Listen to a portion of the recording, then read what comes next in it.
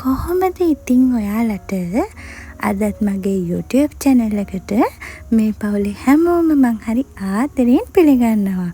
So welcome back to my Mr. and Mrs. V YouTube channel.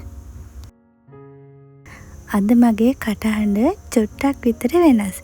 මට පහුගිය ටිකේම සෙම හැදිලා තිබුණ නිසා පොඩ්ඩක් සෙම ගතිය තවම තියෙනවා. මේ සතියේ ගෙදර ඉන්න දවස තමයි අද. ගෙදර ඉන්නව නම් මං අනිවාර්යෙන්ම වගේ ඔයාලට vlog එකක් ගේන්න අමතක කරන්නේ නැහැ. මගේ ජීවිතේ තවත් හරි ලස්සනටම ගෙවුන දවසක් තමයි මේ උදා වෙලා තියෙන්නේ.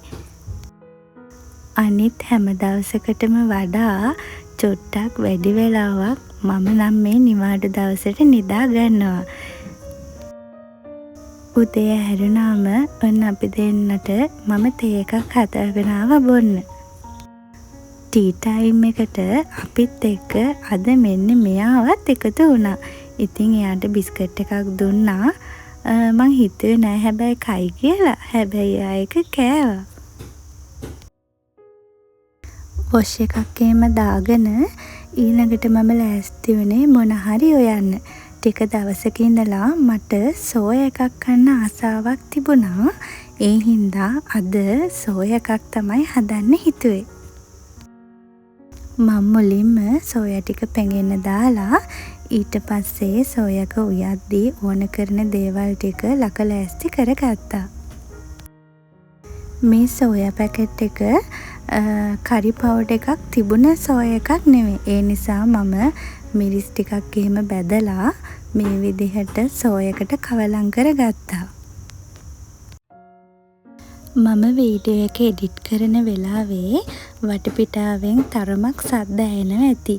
ඒව ගැන වැඩි හිතන්න යන්න එපා. මම අන්තිමට දාපු vlog එකේදී මම චිකන් කරි එකක් උයන විදිය ඔයාලට පෙන්නුවා. ඉතින් අද මං ඔයාලත් එක්ක මං හදන සෝයා කරි එකත් පෙන්වන්න හිතුවා. අපි උයා ගන්න වළඳට තෙල් ටිකක් දාලා තෙල් ටික රත් වෙනකොට සුදු ලූණු, ඉඟුරු, ඊට අමතරව අබ මේ වගේ දේවල් ටිකක් දාගන්න ඕනේ. ඊට පස්සේ ලූණු, කරපිංච වගේ දාගන්න. හැබැයි මට මේ වෙලාවේ අමු මිරිස් නම් දාගන්න බැරි වුණා. මොකද අමු මිරිස් ගෙදර ඉවර වෙලා තමයි තිබුණේ. ඊට පස්සේ සෝය එක දාලා ටික වෙලාවකින් අපි වෙන් කරගත්තු පොල් කිරි ටික දාගෙන චූටි වෙලාවක් ලිපේ තියාගන්න. මේ විදිහට තමයි මම අද මගේ සෝයා කරි එක හදාගත්තේ. කලින් දවසක එළවලු ගන්න ගියාම ගත්තු පිපිඤ්ඤ ගෙඩියක් මට අමතක වෙලා තමයි තිබුණේ. ඉතින් මං ඒකත් කපලා ගත්තා අද කෑමට. මේ මම හරි ආස කෑමක්. මම උක් කන්න චූටි කාලේ ඉඳලා ගොඩාක් කැමතියි. අපේ අම්මට උක් වගේක් හම්බෙලා තිබුණ නිසා එයා මතක් කරලා මගේ පංගුව එවලා තිබුණා. අද ගෙදර ඉන්න දවසක් වුණාට අද දවසේම මට කරන්න වැඩ ගොඩාක් තිබුණා. ඔන්න ඉතින් බත් කන්න කලින්ම මට හිතුණා උක්වල රස බලන්න. මොකද මම කාලෙකින් මං හිතන්නේ මාස ගානකින්ම උක් කෑවේ නැහැ. ඒ නිසා මට හිතුණා මේ සුද්ධ කරපු උක්වල ටිකක් රස බලලා හිටියොත් හොඳයි කියලා. අද ඉතින් ගෙදර හිටපු දවසක් නිසා අපි ඇහැරුණේ පරක්කු වෙලානේ.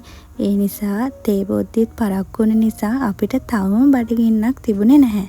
ඒ නිසා උයල ඉවරුණාට පස්සේ දැන් මම මේ කෑමක් හදන්න තමයි හදන්නේ. මම මේක හදන්නේ අද අපි හවසට අපේ ගමේ තියෙන වෙල පැත්තට චුට්ටක් යන්න හිතාගෙන ඉන්නවා. ඉතින් ඒ වෙලාවට කන්න තමයි මම මේ රස කෑමක් හදන්න හදන්නේ. මම මේ කපාගත්තු උක් ටික ලුණු ටිකකුයි කහ ටිකකුයි දාලා හොඳට තැම්බෙන්න තියන්න ඕනේ. ඔන්න ඒ වැඩ ටික සම්පූර්ණයෙන්ම ඉවරනාට පස්සේ ඉසුටත් බඩගිනි කිව්වා. ඒ නිසා අපි උදේටයි දවල්ටයි එකටම වගේ දැන් තමයි බත් කන්න හදන්නේ. ඔයාලා තවම මගේ YouTube channel එකට අලුත් නම් මම හරි ආදරෙන් ඉල්ලනවා මගේ YouTube channel එක subscribe කරන්න අමතක කරන්න එපා කියලා. එතකොට මම අලුතෙන් දාන හැම vlog එකක්ම ඔයාලට ඉක්මනින්ම බලන්න පුළුවන්. අද අපි උදේට කන්න සෝයක විතරක් නෙමෙයි පරිප්පු සෝයා වගේම ඉසුට නම් සැමන් මාළුවකුත් තිබුණා. මට වැඩි සැමන් කන්න හොඳ නැති නිසා මං ඒ වෙනුවට බිත්තරයක් බැදගත්තා. කාලේ වුණාට පස්සේ අපි දෙන්නා හරි ආසාවෙන් කරන මෙන්න මේ ෆේෂියල් එක දාගත්තා. මේ ෆේෂියල් එක සාමාන්‍යයෙන් අපි සති 2කට වතාවක් විතර කරනවා. කරන්න බැරි වෙන වෙලාවලුත් තියෙනවා. හැබැයි ඒක ගොඩාක් හොඳයි ස්කින් එකට. කලින් මම තැම්බෙන්න තියාගත්තු මඤ්ඤොක්ක ටික තැම්බිලා ඉවරුන නිසා දැන් මම ඒ ටික හොඳට බැදගත්තා. මේක ටිකක් ගැඹුරු තෙලේ වගේ බැද ගන්න ඕනේ. Tamanට ඕන විදිහට කෑලි වල ප්‍රමාණය වෙනස් කරගන්න පුළුවන්. එහෙම බැදගත්තු මඤ්ඤොක්ක ටිකට ලුණු කුඩු ටිකකුයි මිරිස් කුඩු ටිකකුයි කලවම් කරලා ගත්තාම ඒක හරියට බයිට් එකක් වගේ. මේක කන්න මම නම් හරි කැමතියි. අද තමයි මුලින්ම ඉසුවලට හදලා දෙන්නේ. මඤ්ඤොක්ක ටික බැදගෙන ඉවරුණාට පස්සේ ඒ අතර කාලෙම මම මූණට දාලා තිබුණ කෝපි ෆේෂියල් එකත් අයින් කරගන්න වෙලාව ආව නිසා මම ඒ ටික රිමූව් කරගත්තා.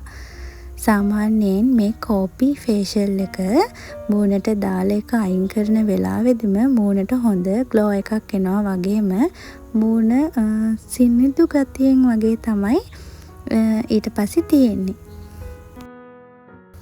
මේ ෆේෂියල් එක හදාගන්න විදිහ මම කලින් මගේ vlog එකකදී ඔයාලට පෙන්නලා තියෙනවා. ඒ නිසා ඔයාලා නිමාඩු පාඩුවේ ඉන්න වෙලාවක මේ කෝපි ෆේෂියල් එක අනිවාර්යයෙන්ම try කරලා බලන්න. දැන් මම ලෑස්ති වෙන්නේ බෝනට තව ෂීට් මාස්ක් එකක් දාගන්න. මේ දේවල් මට කරන්න ලැබෙන්නේ හරි කලාතුරකින්. ඒ කියන්නේ හැම සතියකම නිමාඩු දවසකට වගේ මම මේ හැමදේම කරන්නේ නැහැ. මොකද මට ඒ දවසට තියෙන වැඩ එක මට කාලය සමහර දේවල් වලට මදි වෙනවා.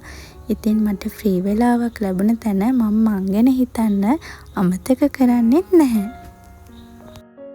මම මේ දැනට පාවිච්චි කරන ෂීට් මාස්ක් ඔයාලට ඕනි තරම් Facebook pages වලින් ඒ වගේම cosmetic shops වලින් TikTok pages වලින් ගන්න පුළුවන්. මොකද මේ දේවල් සෙල් කරන ඕනි තරම් කට්ටිය අපිට ඉක්මනින්ම social media වලින්ම හොයාගන්න පුළුවන්.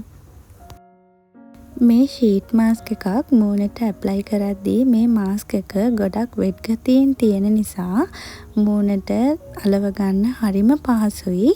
ඒ වගේම මේ ජෙල් එක හොඳට මූණට උරා ගන්නකම් අපි පැය භාගයක් විනාඩි 20ක වගේ කාලයක් මූණේ තියාගෙන ඉන්න ඕනේ.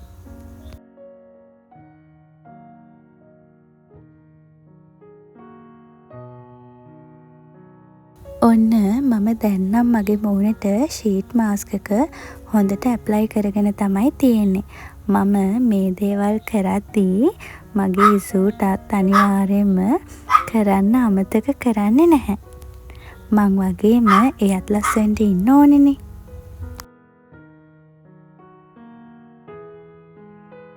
ෂීට් මාස්ක් එක ඇප්ලයි කරගත්තාම මේ ඉන්නේ අපි දෙන්න.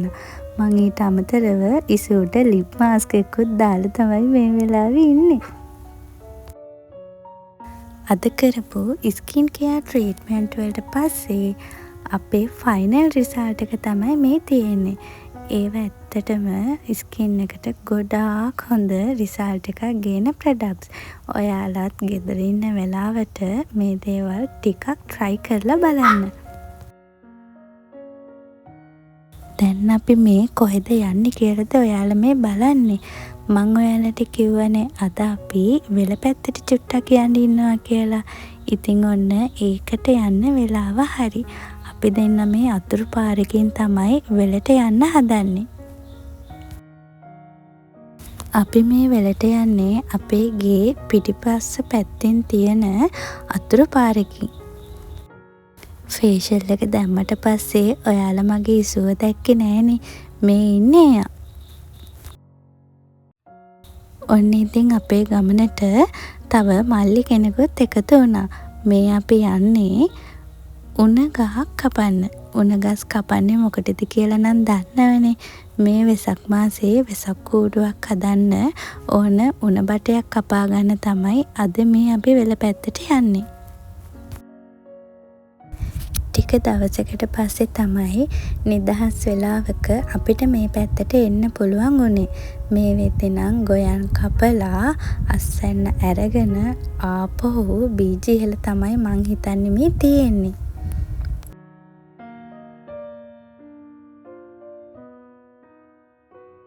මේ වෙල්යායත් එක්කම ටිකක් උඩට වෙන්න වැව් කණ්ඩියක් තියෙනවා. මෙතන හදලා තියෙනවා නිදහසේ වාඩි වෙලා ඉන්න බංකු ටික.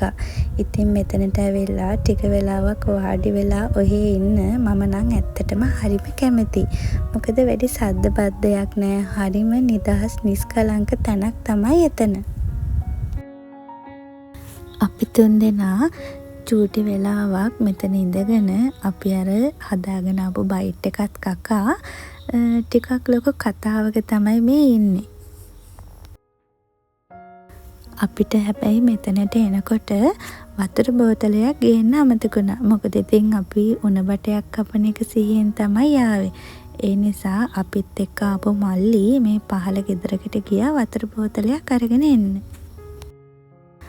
අපිට අපිම වෙලා නිදහසේ කතා කරන්න පුළුවන් ලයිෆ් පාර්ට්නර් කෙනෙක් මට ඉන්න හින්දා මම නිතරම ඉන්නේ හරිම සතුටින්.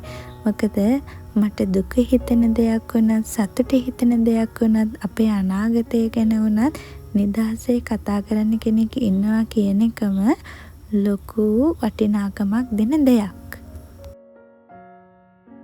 අපි ඉඳගෙන හිටපු තැනේ ඉඳලා ටික දුරක් අපිට මේ නේරවල් වලින් යන්න වුණා උණ බටයක් කපා ගන්න. ඉතින් මේ හරියේ චුට්ටක් කෙළවරට වෙන්න තමයි උණ ගස් තිබුණේ.